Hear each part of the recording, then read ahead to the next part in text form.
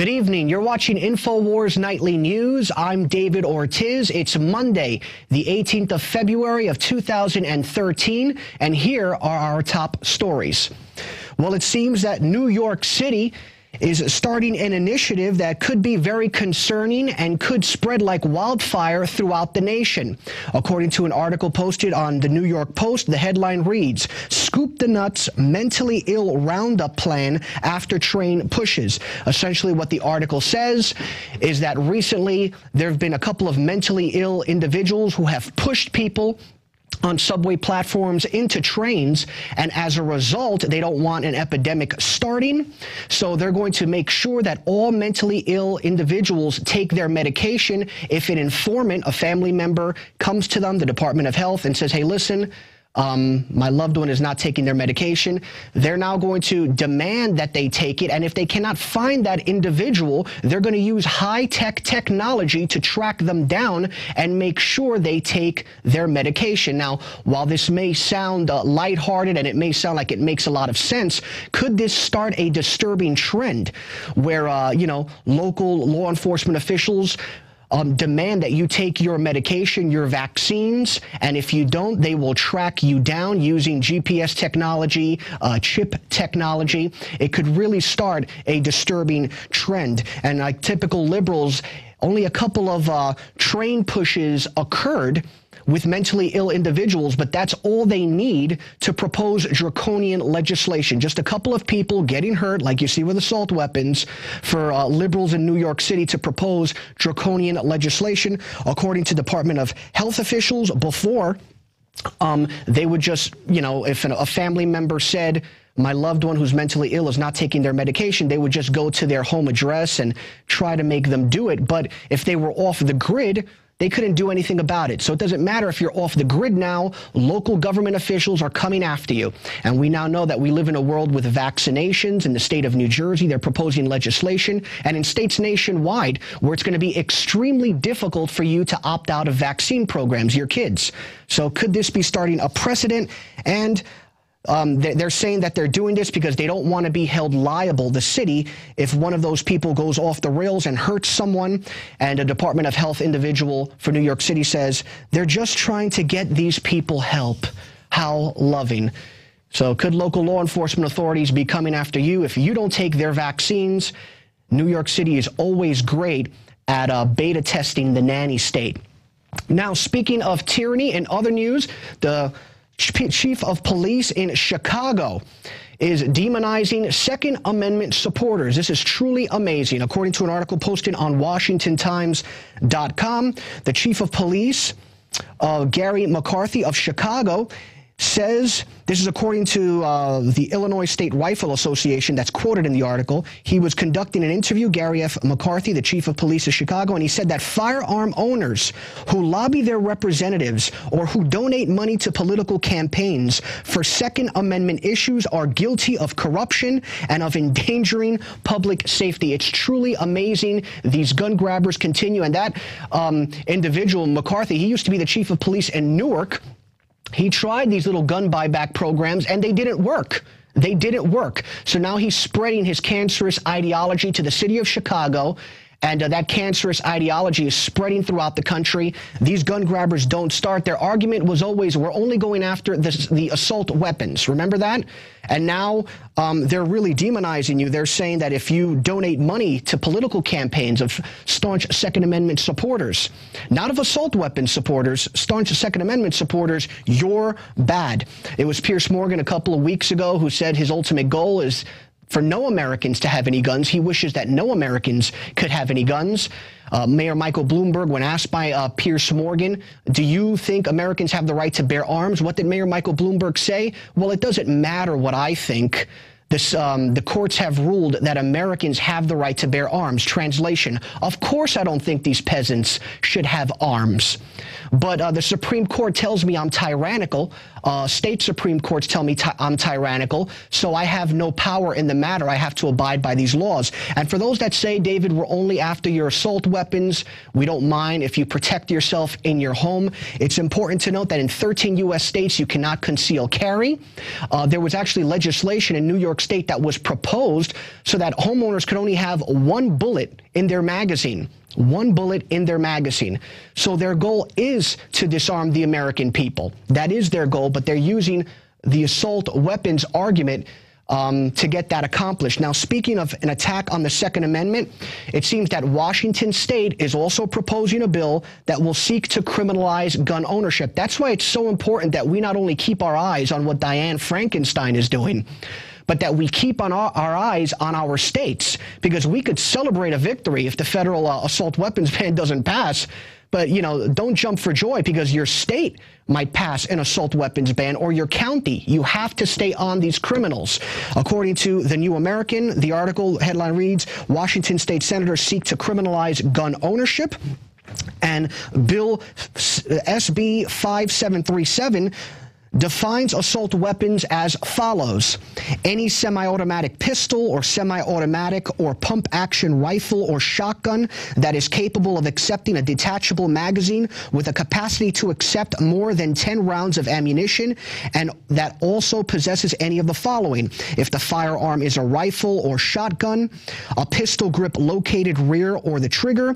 If the firearm is a rifle or shotgun, a stock in any configuration, including but not limited to a thumbhole stock, a folding stock, or a telescoping stock that allows the bearer of the firearm to grasp the firearm with the trigger hand, such that the web of the trigger hand between the thumb and forefinger can be placed below the top of the external portion of the trigger during firing. If the firearm is a pistol, a shoulder stock of any type or configuration, including but not limited to a folding stock or a telescoping stock, it just goes on and on. And from what I understand, in recent minutes, recently, the state of Oregon is proposing a bill to make sure that police officers go into every homeowner's home annually, at least once a year, to make sure they don't have assault weapons. So the information...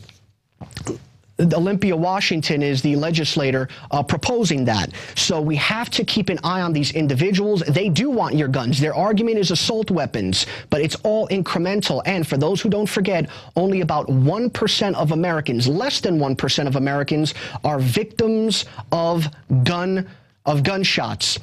And at least 60% of that 1%, less than 1%, has to do with suicides and the drug war. And a lot of people always watch Infowars and say, what can I do? What can I do? I don't have access to my legislator. I don't have money. What can I do? Well, here you go. This Saturday, there's going to be a rally nationwide called National Day of Resistance. If you want more information, it's called dayofresistance.com. You can get some more information. I don't know about this organization, but I do know about this march. An estimated 50,000 people in more than 30 states have already agreed to hold marches. There's going to be about 100 local rallies with the resistance movement aimed at unifying patriotic Americans from across the political spectrum behind the U.S. Constitution and gun rights. So there you go, dayofresistance.com, and you can rally, I believe it's this Saturday, and let your legislators know you're not having it. We know this is all incremental, and you say it's assault weapons as if that wasn't horrible enough, but it's going to lead to smaller guns. And remember, the Second Amendment is not about hunting children. It's about it's a doomsday provision. If the government becomes tyrannical on the American people, we can defend ourselves. We always need to be one up on the military. And speaking of the military, on Infowars.com and how they're, arming to the teeth, there was an article posted that the headline reads, Feds buy 2 billion rounds of ammunition.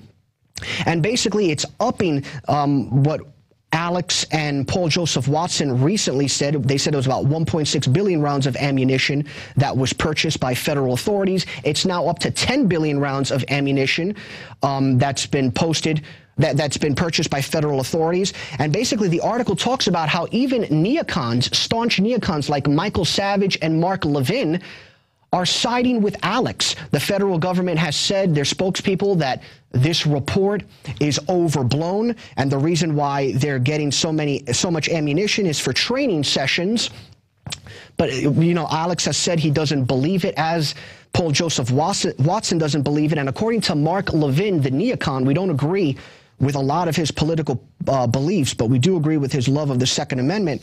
He says in the article, I'll tell you what I think they're simulating: the collapse of our financial system, the collapse of our society, and the potential for widespread violence, looting, killing in the streets, because that's what happens when an economy collapses. I suspect that just in case our fiscal situation, our monetary situation collapses, and following it, the civil society collapses, that is the rule of law. They want to be prepared. I know why the government's arming up. It's not because there's going to be an insurrection. It's because our society is unraveling. So Mark Levin, a big neocon, as well as Michael Savage, are defending this report, which Alex and Paul Joseph Watson posted, that our government is arming to the teeth, and we don't believe that it's just for training sessions.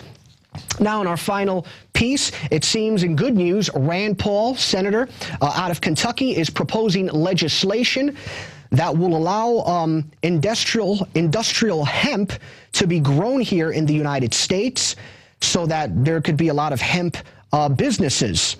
And also similar bills are being proposed right now in the state of Kentucky, as well as in the state of Washington.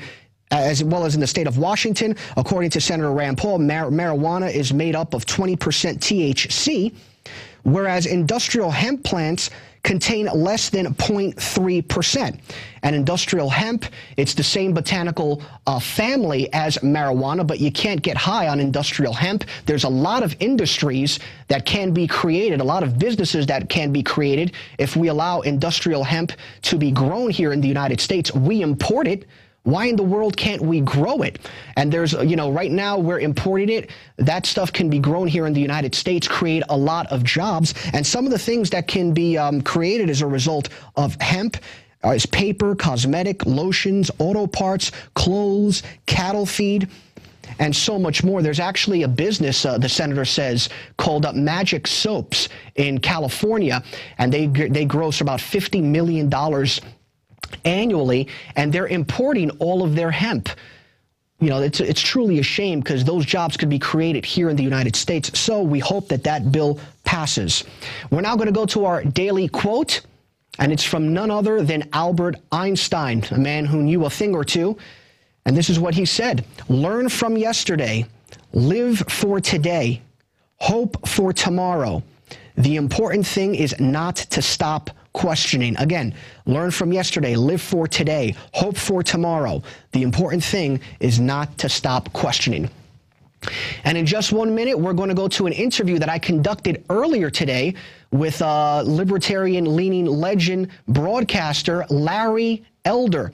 Larry Elder, we're going to talk about the Second Amendment, the attack on the Second Amendment, the issue of fatherlessness in the African-American community. So hold on tight for that interview. Infowars.com is proud to introduce the new Infowars skateboards by Alien Workshop. Skaters have always been against the grain socially. Now wake up your friends politically. Just go to InfowarsStore.com. We have divide and conquer or brainwashing. Then take your deck to your local skate shop, pick out your own trucks, your own wheels, and then hit the streets and wake some people up. Here is legendary skateboarder Jake Nunn. This one has a lot more concave than I have on my board, and I like concave. It makes it easier to turn and feel the board. It's pretty cool. I mean, it's almost the same shape as mine. It's not really a sport, and it's not really art. It's just kind of freedom, you know. I've listened to Alex Jones for a long time, and I love what Infowars does. I've always loved Alien Workshop too. Like, I think it's kind of cool you guys got together. This one's pretty nice. Definitely one for the wall, one for the collection. Also good to skate. Get these limited edition decks at InfowarsStore.com. This is Jake Nunn. Get these beautiful new skateboards at Infowars.com. Alien Workshop collaboration. Good stuff. Alex Jones here with a message that could revolutionize health in this country. Going back about 1.5 years ago, I began to learn about the incredible health effects of longevity products. Aaron Dykes lost 92 pounds. We're going to show you some before and afters.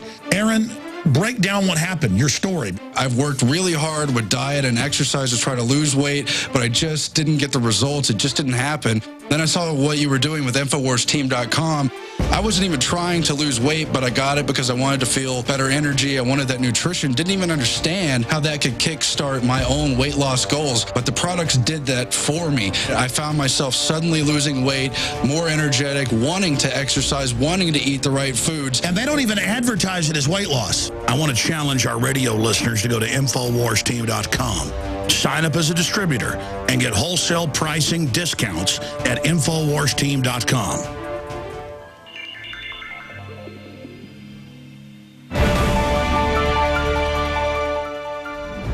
Welcome back. We are now joined by legendary radio host Larry Elder. We're going to talk a little bit about the state of the Second Amendment, race politics, specifically among the Democratic Party, and his new book that he has written that addresses the issue of fatherlessness. Larry Elder, welcome to Infowars Nightly News.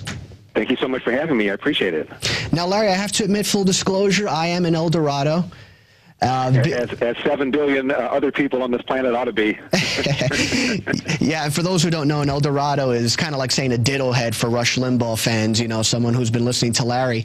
And one reason why I always found you to be so insightful and fascinating is because you're a minority, such as myself, who never really understood this continual talk about racism amongst our community. I always thought that racism was very over-exaggerated, you know, but from what I know, many people in the Hispanic community and in the black community don't seem to get over this issue. I'm not saying it doesn't exist, but I just think it's over-exaggerated. Your thoughts on that?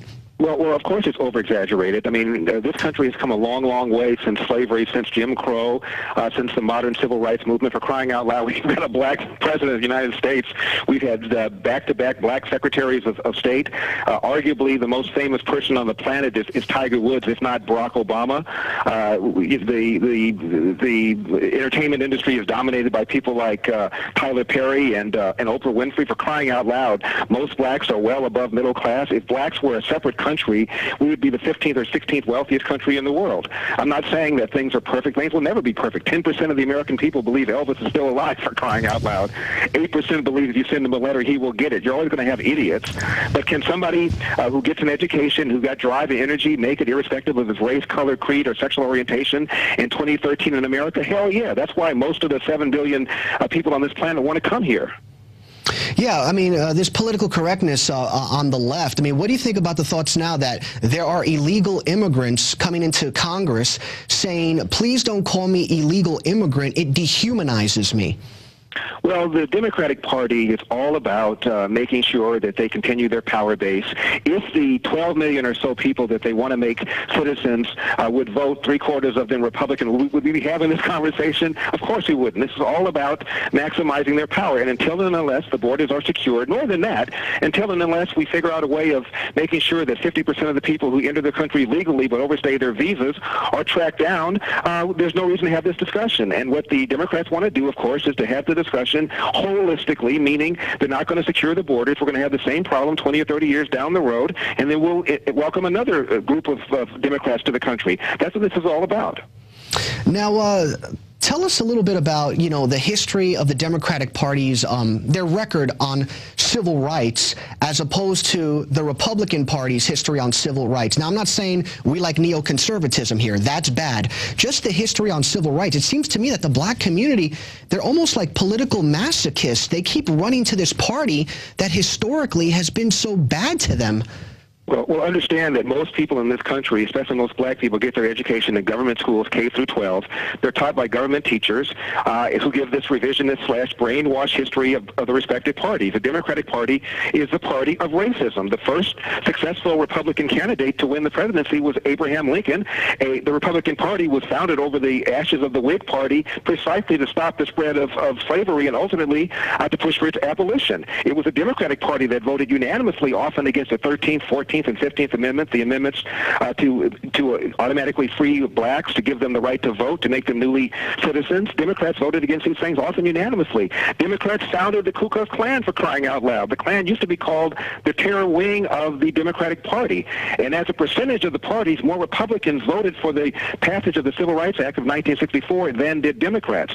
What you're going to hear is a lot of people telling kids that the Republican Party really was the party of racism, because all these racist Democrats in the South left the Democratic Party and joined the Republican Party. As I mentioned, the Republican Party, more as a percentage of the party, voted for the Civil Rights Act than Democrats. If you're trying to leave a party to join a racist party, why would you join the party whose members voted for the act that you hated, that caused you to leave the other party, and who voted for that in a greater percentage than the people that you left? It doesn't make any sense. And people like Howard Baker, one of the first people to leave the Democratic Party and join the Republican Party, he was an integrationist. He believed in getting rid of desegregation, getting rid of segregation. So the fact is that the history has been distorted, and for some reason, most people, especially black people, believe the Democratic Party wears the white hat, Republican Party wears the black hat in the area of civil rights A and B. They believe that because of Jesse Jackson and Maxine Waters and the left media and academia and Hollywood, they believe that racism remains this huge problem in America, and but for the Democratic Party to stand up there with a sword and a shield, Lord knows where us poor black people would be. That's the mantra, that's the narrative that the Democratic Party has pushed, and unfortunately many black people have bought. Now, there are many people that are going to say, "Oh, come on, Larry, that was decades ago." But as of right now, the Democratic Party, they're more our friends. Explain to people listening, what contemporary accomplishments have the Republican parties had? Has the Republican Party had? Well, I'll tell you this. We were talking the other day, I was on the Piers Morgan show, we were talking about gun violence. And I said to Piers, look, if you're really serious about gun violence in America, the face of gun violence in America is not some suburban kid in a place like Newtown. In fact, the kid is more likely to be struck by lightning than to be killed in a school shooting. The face of gun violence in America is that 15-year-old girl who performed at Obama's administration who was killed. The face of gun violence in America is a 6-year-old Latina girl who was on a porch in Chicago one March last year when she was one of 5 people in 1 hour killed in Chicago. 500 people were killed that year in Chicago, and they're on track for 600 this year. That's 2 Sandy Hooks per month, and most of these murders are by blacks, and the blacks are usually victims. About 70% in a city that's only about a third black. The murder victims are black, and the murderers are black people. And so you have to ask yourself what's going on here. Unless you're prepared to say that black people are just genetically inclined to commit more crime than whites, you have to ask yourself what's going on. And the answer is lack of fathers in the house. In 1965, when Lyndon Johnson launched this so-called war on poverty, 25% of black kids were born outside of wedlock. That number now is 75%. 35% of white kids are born outside of wedlock. The number in the Hispanic community is almost 50%. And there's a direct relationship between not having a father in the home and you name the social ill, whether it's dropouts, whether it's becoming a member of welfare, whether it's unemployment, whether it's just gun homicides. And don't listen to people like the Heritage Foundation and people like Charles Murray. These are neocons. You can dismiss them. What about people like that well-known neocon Tupac Shakur, who in that documentary Resurrection talked about being raised without a dad? And he said, I know for a fact if I had had a father in my life, I would have had some discipline. I would have been more confident. And he went on to do an expose about how a mother can't raise a father that sounded like Jerry Falwell. So kids in the inner city are telling you what's going on. They may not know why, but they know the what, and the what is absence of fathers. And what we've done is we rewarded people into behaving slovenly by giving women financial incentives, whether it's food stamps, whether it's public housing, whether it's daycare vouchers, whether it's women, infant, and children money, and we're allowing the men to abandon their moral and financial responsibility. Bill Cosby calls such men unwed fathers. Right. And, what can the Republican Party do to increase their support among the black community? I mean, it seems like I think it's 5% right now. Tell the truth. Talk about what I just now talked about. Most people don't realize, if you look at the census reports from 1890 to 1940, and this covers the period of the Great Depression when 50% of black adults were unemployed, blacks were slightly more likely to marry than whites, which meant their kids were more likely slightly to be born in a nuclear intact family than a white family. What's happened? What's happened is we've incentivized bad behavior with the best of intentions. Democrats have done this, and many Republicans have sat silently and applauded or even participated in this. And what we've done is we've destabilized families all across the country, and we've seen the social ills as a result. And rather than look at themselves in the mirror and say, good Lord, for 50 years I've advocated the wrong thing, what do? They talk about racism, they talk about poverty, they talk about semi-automatic weapons, they talk about global warming, you name it, anything but the fact that they, for 50 years, have supported policies that have hurt this country. But Larry, the Republicans, and look, I'm not a neocon, but the Republicans have told on the issue of civil rights, at least, the truth, and it just falls on deaf ears. I mean, don't they have to do more than just tell the truth? Do they have to roll up their sleeves and go into the inner city possibly?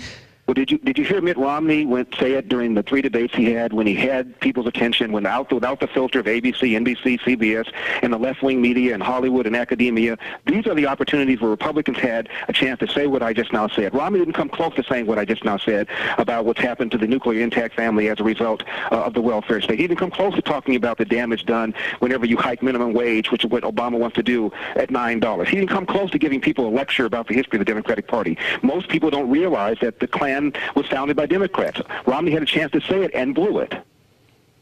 Now, speaking about fatherlessness and, you know, the ripping apart of the family, you wrote a book recently called Dear Father, Dear Son, 2 Lives, 8 Hours, that talks a little bit about this issue of fatherlessness, people who are bitter towards their dads.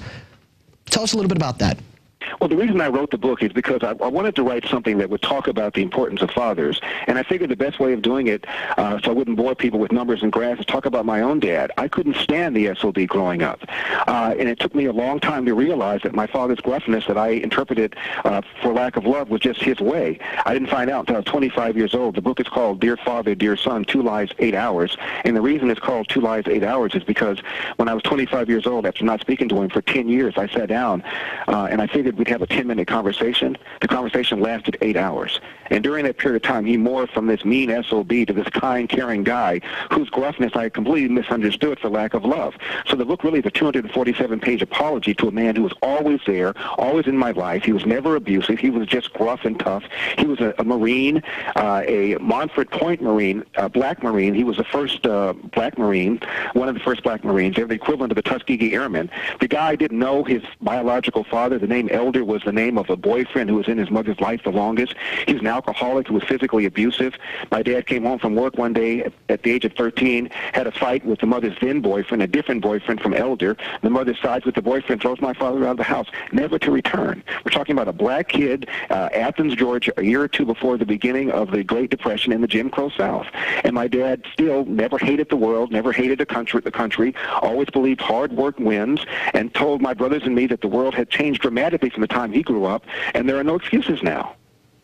Okay. And the issue of fatherlessness, how can this be, resolved? I mean, I recently heard Barack Obama in a State of the Union speech talking about universal pre-K. He never talks about fatherlessness. He basically says, we need more government involvement. We need government to buy your children braces, government, for education. Now let's have universal pre-K, when in fact the problem is fatherlessness. How can we make the situation better? Well, the good news is we know it works because we've seen it work. In 1996, when Bill Clinton, over the objection of people on the left part of his party, signed the Welfare Reform Act, welfare declined by 50%, far steeper than even the most optimistic projections. Why? A whole bunch of able-bodied and able-minded people, more than we even thought, were sitting on the couch collecting their check, and once we told them that there are going to be time limits, and from now on, when you have additional children, you didn't get additional money, they got off the couch and went to work. We need to continue that. Welfare ought to be done at the state and local level by nonprofits, by churches, by individuals who know you and can give you advice that is more likely to change your behavior. That kind of welfare is far more efficient, by the way, than government welfare, which wastes a lot of money. I volunteered one time when I was working for a big law firm for a whole summer for United Way, and I was amazed at how much more efficient it is in government. You donate $1 to an organization like that, about 95 cents of the dollar gets down to the intended beneficiary. Give $1 to the government, and about 70 cents is burned up in transfer costs. So apart from anything else, it's more efficient to have welfare done at that level and far more likely to change behavior. So in the short run, we need to far more money, the charitable money for organizations that do things in the inner city. For every person that's killed, there's a big brother or big sister who might have turned somebody's life around, and we need to donate money for that. And long term, we need to stop giving people money at the federal level, no questions asked, this free welfare, because we've seen what it does to destabilize families. Now, Larry, we've got 90 seconds left. Tell us a little bit about, speaking of contemporary issues, your opinion on the attack on the Second Amendment that we see going on right now. Well, the purpose of the Second Amendment, of course, is to guard tyranny against government. And for people that laugh about that, I wrote an article where I posted some of the things that were said about George W. Bush, including things by George Soros, who likened the Bush administration to the Nazi regime. And Al Gore referred to the FCC as going after people who say things that the government doesn't like, and liken them to digital brown shirts. So I'm just collected a whole bunch of statements made by the left suggesting that tyranny is just around the corner. So either the people who made those kinds of statements suggesting that George W. Bush was a tyrant were lying, or they sincerely believe the possibility exists. Either way, that's what the Second Amendment is for, and the people on the left just don't appreciate why we have the Second Amendment. If the Second Amendment is not there, the others can't be enforced. Well, Larry, thank you so much for your time. Again, the name of your book, Dear Father, Dear Son, 2 Lives, 8 Hours. It's a great read. Continue your great work. My pleasure. Well, that's all for this edition of Infowars Nightly News. And remember, if you want to continue supporting our operation, become a member of PrisonPlanet.tv. For less than $6 a month, you can get access to this nightly news telecast in high def every night. You can get a lot of content, access to Alex's documentaries in high def, and you can share your username and password with up to 9 other people. So it's a great way to spread the message, or you can just get a couple buddies to just chip in a couple bucks each, and the membership will be $2 a month.